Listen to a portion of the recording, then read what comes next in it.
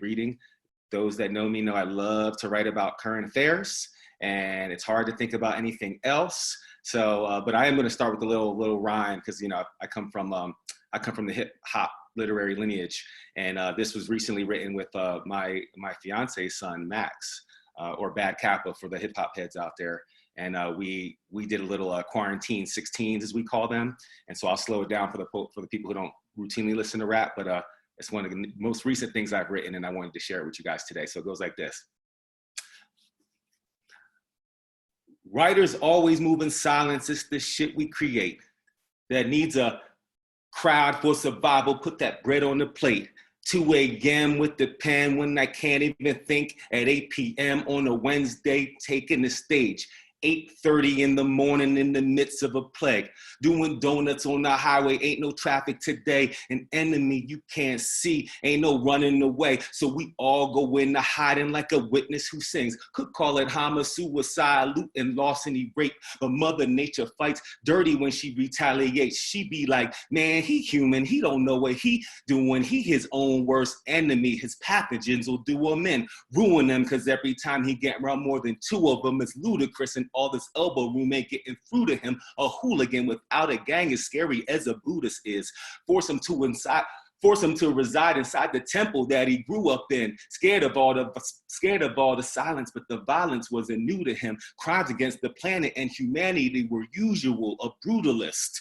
What goes around catches up to you, Harvey. Lucky we have a house, but can't have no house parties. All we got is Netflix, and which might be the first generation to die of privilege. But the kids are all right, so we won't go extinct. They just fit in to multiply like baby. And them kids, MCs bragged about fevers of 106. And now they never, ever, ever, ever say that they sick. MCs bragged about fevers of 106. And now they never, ever, ever, ever, never, ever, ever, ever, never, ever, ever, ever say that they sick. Yeah, so rap, whoo, man, that takes a lot of breath control. And now we are going to totally cheat and go to the teleprompter. And since I am on my laptop, I can look you in the eye and exactly see all the words in front of me, so we don't have to go from memory so much. But again, yes, it's not going to be the whole COVID-16 set. But it is going to be this next poem, which I recently got published at a blog, the Daddying blog, and shout out to Alan Shedlin.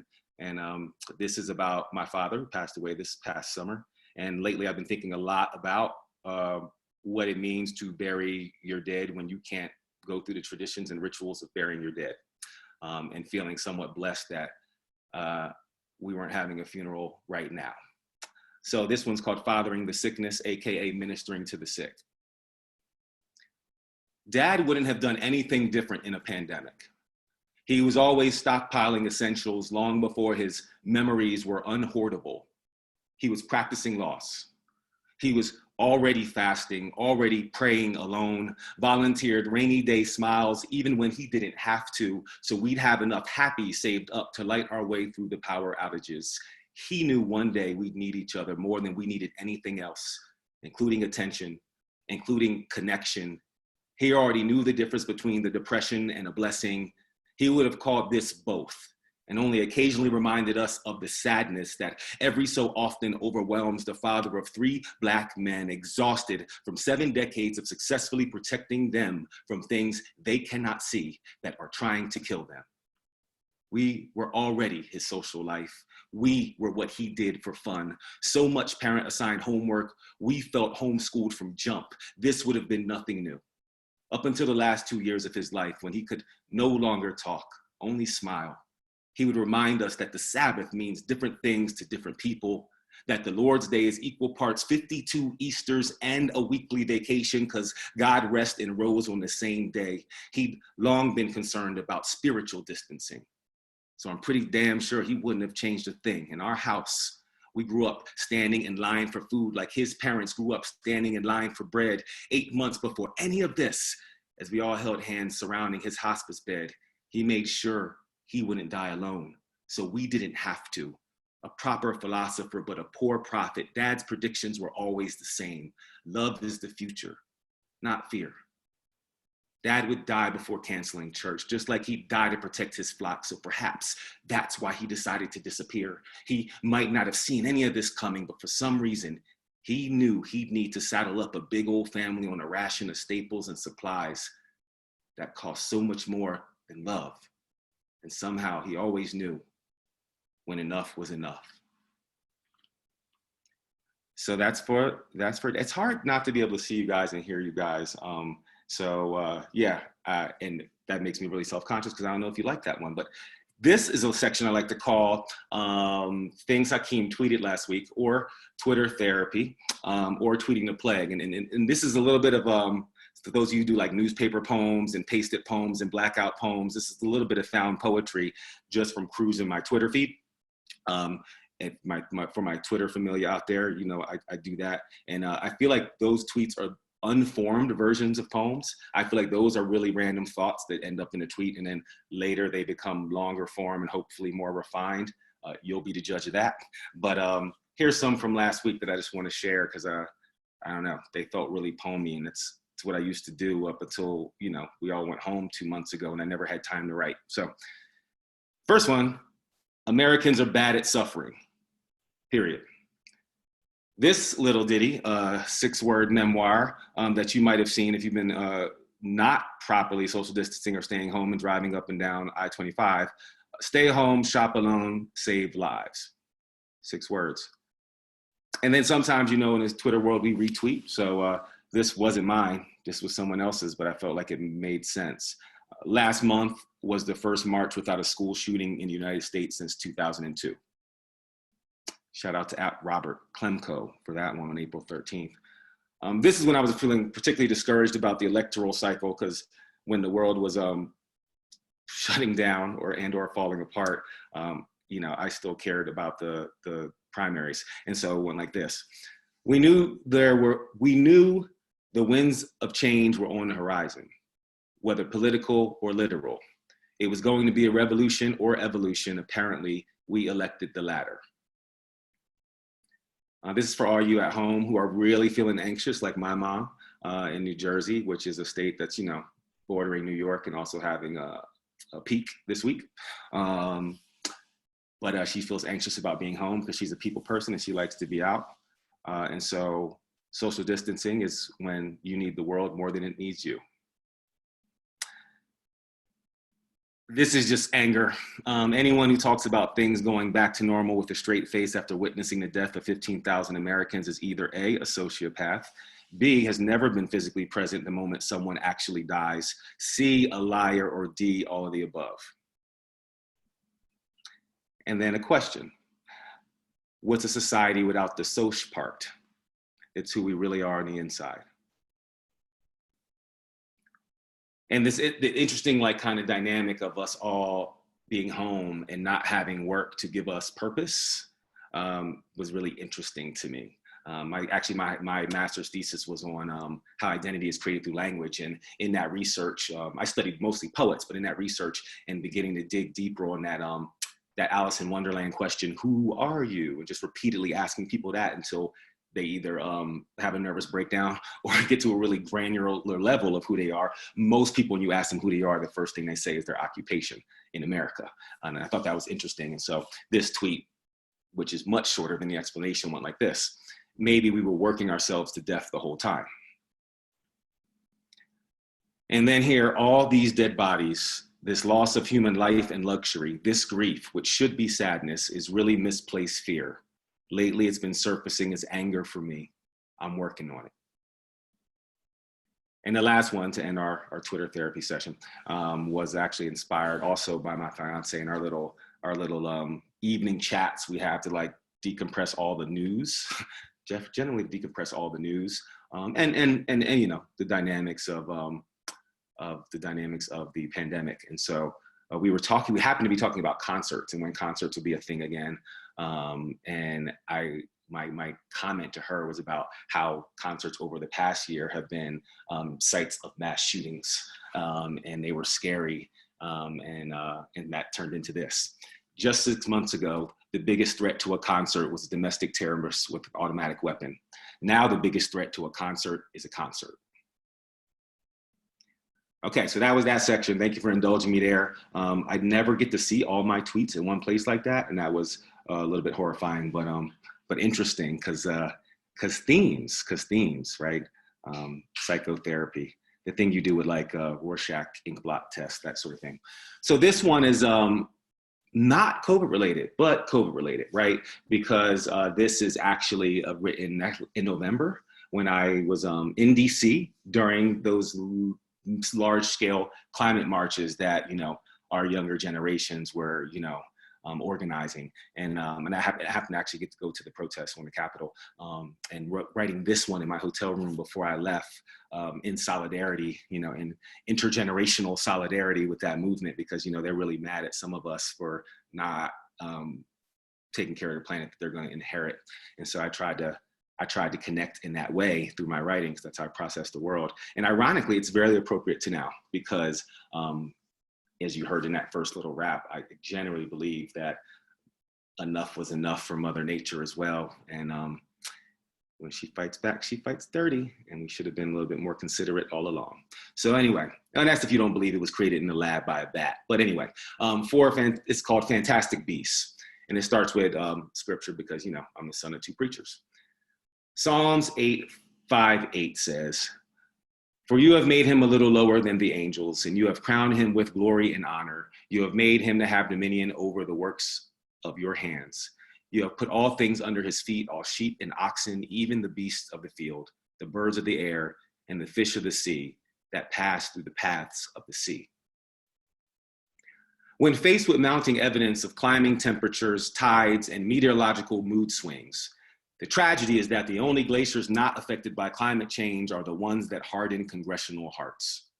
This pedal is to the metal, having chosen our lifestyle over our future lifestyle, over our future's life, today over tomorrow, where the aftermath of the storm is the norm, where wake is the past tense of woke, where we drive our children 40 miles one way to play soccer only to wear gas masks during practice while they don't even know the name of the brown kid next door, where planes, trains, and automobiles are finally recognized as the fantastic beasts they are, or we are, where corporations aren't people because people end up with asthma and cancer, lose whole lives and whole homes in heat waves and hurricanes, where we still don't have that sort of lobby, the kind that have always had the roof gone, the kind with the destination bunker for the biological war they've picked with the planet, but doubles as an exclusive resort in the rapidly shrinking off season between floods and forest fires, far, far away from those most impacted by the grand mal seizure. Grandmother Nature is spazzing sprawled across the living room floor,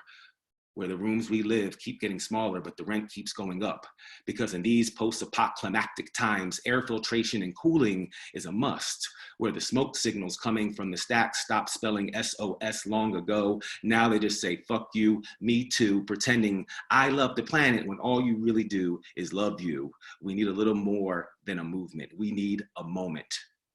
Flying halfway across the country for a climate march, well, that's an omen. Because if you've not been paying attention, all the marches and all the Aprils for that matter are going extinct. And if you dare to blink, you might just miss us throwing each other off the brink, right into the black and bluish green bin. Sad to say, all the recycling in the world won't save the world from our sins. There's gotta be a word for genocide that describes the kind of mobsters that profit off of us killing ourselves. There's gotta be a better word than suicide for voting against our own health interests. But what's the word for a monster dying to change its habits in hopes of not killing me? So yeah, that was definitely harkening back to my slam roots. Got some pace there at the end, but it was for audiences way younger than me, and I was much younger when I started slamming. But that's certainly my home. That's who I come from. So it's nice to get into the rhythm of poetry and protests in that piece. So while we're on the topic of death, I might be a downer here. There's a lot of it. There's a lot of it, and to pretend it doesn't affect you, I read you guys a sociopath tweet, but it's also a self-defense mechanism, right? To callous ourselves to it, because otherwise we'd be sobbing wrecks the whole time, all the time. And some of us have to, still go still go to the front line of the Walmart and shop and feed families and things like that, and feed pets and things like that. So you have to find a way to pull it together. But before all this, the deaths we cared about most were tombs with names, not tombs with no name. And I have a practice of burying my ancestors and contemporaries in poem. And so this was written a little while ago, but it's just like one of my favorite poems to read. And I actually had a chance to read it at a rare appearance at a slam. Shout out to Mercedes Holtree in the Berkeley Revolt Slam before all this happened. I think it was in December. And so it was my ode to Aretha Franklin. And we've been listening to Aretha. In fact, Sunday we had my mom on Zoom for Easter, and we listened to Aretha afterwards because we needed a choir for church. So this is for all my church folk out there. You know who Mahalia Jackson is. If you don't, take a break from listening to me and Google her right now. But this poem is called "If Mahalia Had a Daughter" for Aretha Franklin. Dear Aretha, if I called you out your first name 20 years ago today, everyone would know I was talking about you. Raise your hand if you know another Aretha. I'll wait. I rest my case. You and I are nothing in common. You a queen, me a poet. You broke the color barrier at the speed of sound, but we always end up at the same funerals. You a voice that could murder a musical note dead in its tracks. Me desperately hoping to be mourned, a modern day Baldwin in the afterlife. You sang for presidents and funerals, more of the latter. Ever since Dr. King, Albertina Walker, Luther Vandross, Mahalia Jackson, and Rosa Parks, they call on the caged angel in your throat to make it hurt less, to intoxicate us with something else. You grew up in the same neighborhood as Berry Gordy, Diana Ross, Smokey Robinson, The Temptation, and the Four Tops. I grew up a few generations from Detroit, but still unsure how we whisper the same reaper. Write grief poems to fix the holes humans leave when they leave. At a certain age, you only get known for one thing, and it ain't inaugurations. How does it feel to be gifted at the moment of deepest sorrow? To have the nerve to be a live nerve in the morgue? Like you, Aretha, I've dirged a few lyrics at the passing of people bigger than me, and some have mistaken it for healing rather than being unapologetically broken in public. Not saying I get you, because I'll never be the queen of soul.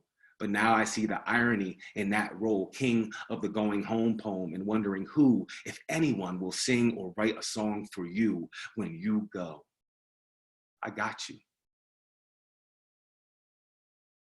So that's us loving on Aretha, a much beloved character to anybody who likes music. I think even Rolling Stones did their 50, and their list was flawed. Like there were too many guys on it. There were not enough people of color on it, but their list was super flawed. But number one was Aretha Franklin, so maybe they got something right. And to someone less celebrated but recently deceased, and flawed like we all are, but flawed very publicly, and I can't not say this before reading this poem, and accused rapist, Kobe Bryant. And so I've had a love-hate with Kobe long before he had those kind of misgivings in his life, because he actually is from Philadelphia, just outside of Philadelphia. He went to Lower Merion High School, and so I've known this guy kind of my whole life, and we're ironically about the same age, which I think is why it hit me particularly hard, because I'm not actually a Kobe Bryant fan.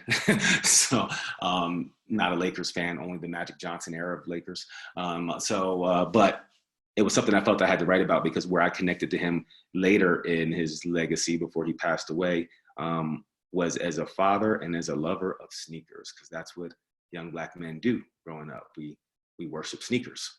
And so this is for his daughter, who also passed away, along with 5 other, I think, believe human beings, which often get forgotten in the celebrity, but this is for them all. It's called Gianna's Favorite Shoes, and it's a triptych, and each triptych is a sneaker name. Anyway, okay. Adidas EQ2 Elevation 1997. 1. Your first shoe was a portmanteau, not yet a god. Some might say imposter, posturing your names immortally, one before conjuncting.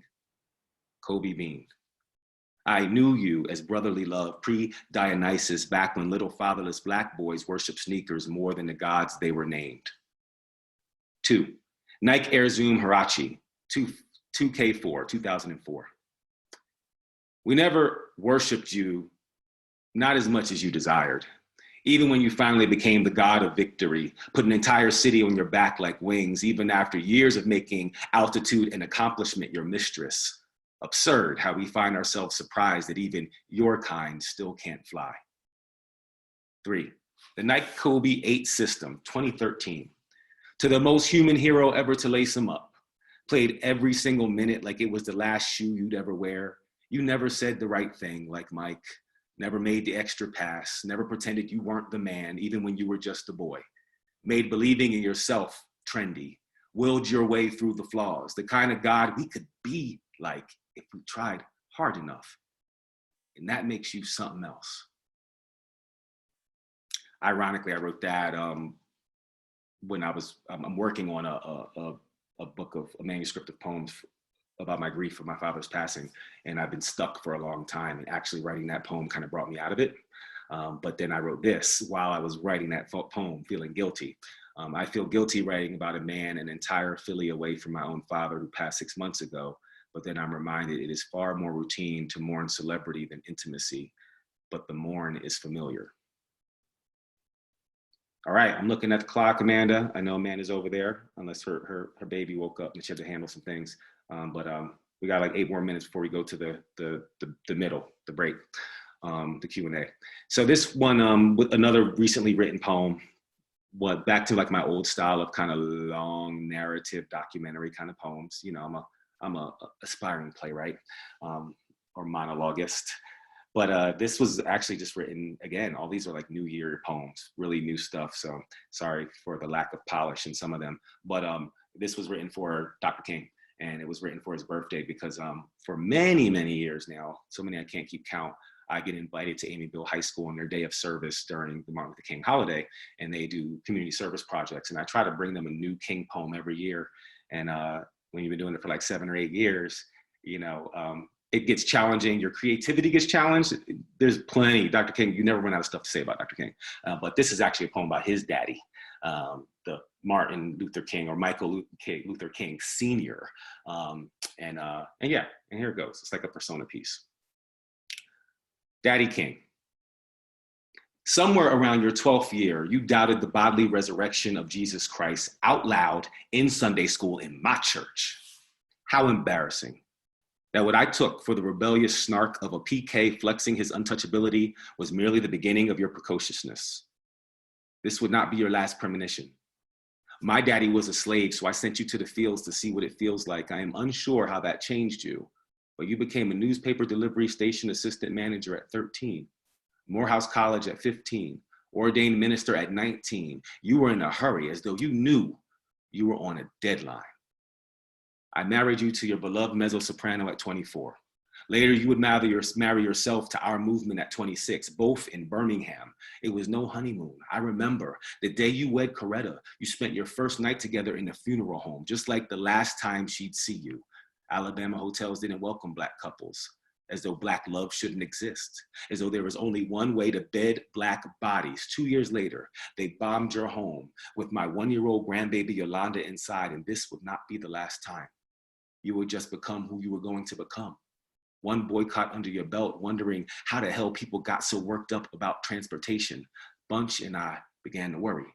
The first time your mother and I told you to quit the movement was after that woman stabbed you with a letter opener at your book signing. We didn't know then that this wouldn't be the last attempt on your life, that we only had 10 years of you left, that they jail you over 30 times, and we'd give God the praise every time those racist police officers did not disappear you. It was hard not to believe that we were a family of miracles until it became painfully apparent that in the final accounting, Lady Luck is inevitably reimbursed by bullets being burst, that broken hearts always break even when broken laws don't. The last time you stood in our living room, you told us there could be a serious attempt on your life in Memphis. We already knew this from car radios and overheard whisperings in cafeterias. You simply confirmed that was gospel and not just gossip. You told us not to worry over any of this, that the work must continue no matter what happens now, that your involvement is too complete to stop, that sometimes I do want to get away for a while. Go someplace with Coretta and the kids and be Reverend King and family, having a few quiet days like any other American. But I know it's too late for any of that now. And if mine isn't to be a long life, mother, dad, well, then I respect that. As you've always taught us to respect it as God's will. I was 69 the first time I doubted God's will. Before your departure, we joked about the persistent charge that you on the inside were more communist than Baptist. And that was some church folk. And I always considered it the dumbest thing anybody ever said about any other person in America. And then you were gone. Shortly before you were crucified on the balcony in Memphis, you and AD called your mother and I joking about how life on the road weighed heavy on your waistlines. You asked Mom to have your favorite barbecue ready when you and your brother got back to Atlanta. I'm told the last thing you said was a request. Ben Branch, the saxophonist traveling with you and your brother, was just below you as you stepped on that balcony out into the sunshine for the last time. And you asked him to play your favorite hymn at that evening's event. Precious Lord, take my hand, lead me, oh, let me stand. I am tired, I am weak, I am worn. Through the storm, through the night, lead me on to the light.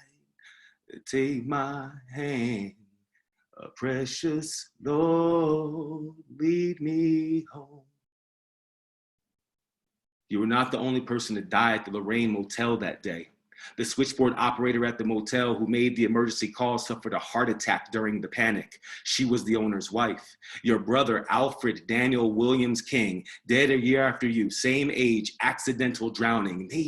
Maybe he had heart problems. We all had heart problems after you. 5 years after AD, a 23-year-old man broke our Sundays in half for good, shot your mother, my beloved bunch, while seated at the organ playing a hymn, after shouting, "You serve a false God," and I almost believed them.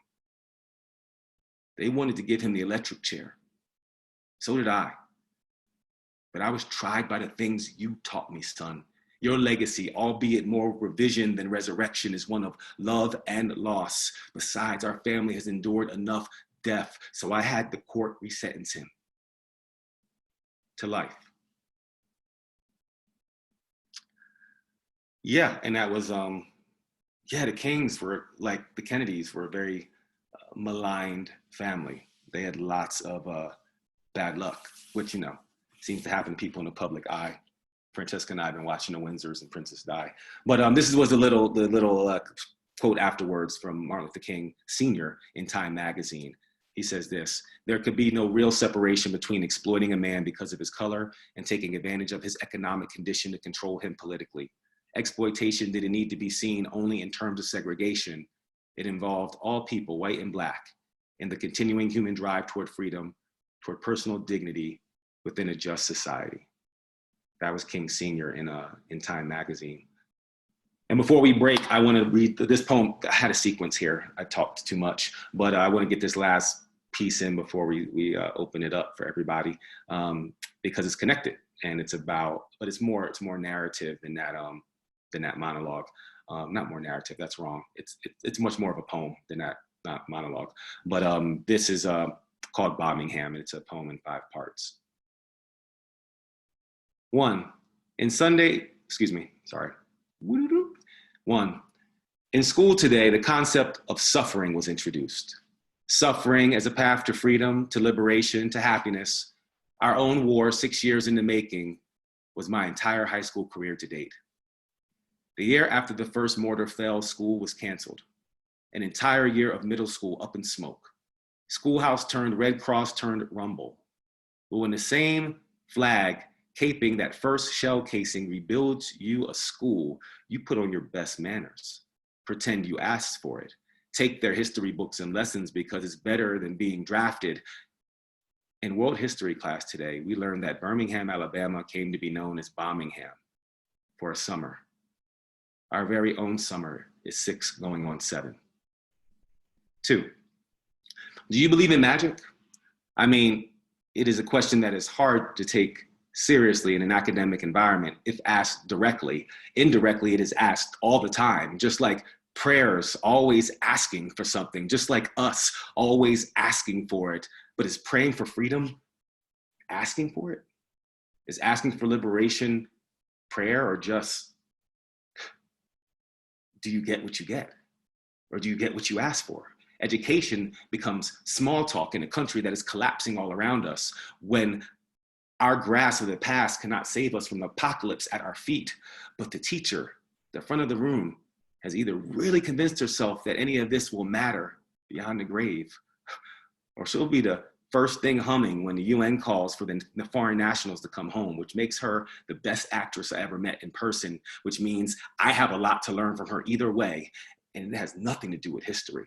So I don't raise my hand, I only raise questions. In the middle of a war, the term academic environment is hard to take seriously. 3, in a classroom full of heartbeats, but I still can't hear a thing. Suffering always comes before the good thing, I think, except for when it comes after the good thing. Freedom, liberation, happiness, revolving or reversal, cyclical or complete, still trying to figure it out, like growing up in school, it's hard to do. Doesn't happen until you're done school or growing. Getting old is the reward, not the consequence. 4 dead little girls hold the answers to this test. I used to wonder why learning the history of other countries was even a thing. So we don't look stupid when we travel abroad. How privileged is that? Well, my only option for traveling is on the cozy end of a rifle. I imagine the people opposite me aren't questioning my wherewithal of global affairs. Maybe the truth is in those books because history is playing peekaboo with the present. Maybe learning who conquered who is more prologue than past, how gossip becomes reputation. At least that's how it works for the frat boys. Perhaps it's as simple as turning the loss of life into certain quantities, into an intellectual exercise to prepare us for the worst, because it could always be worse. Because you never know who you might work for next. So learn all the flags just in case, or to remind us of the sacrifice because we asked for it and we could be next. 5, star date, one day soon. Diary entries will take on the form of vlogs. Selective memories and musings replaced with documentary-style humanity. The day when we'll all have an impotent Starship Enterprise in our pocket that is more expensive than a rifle. That's all I got.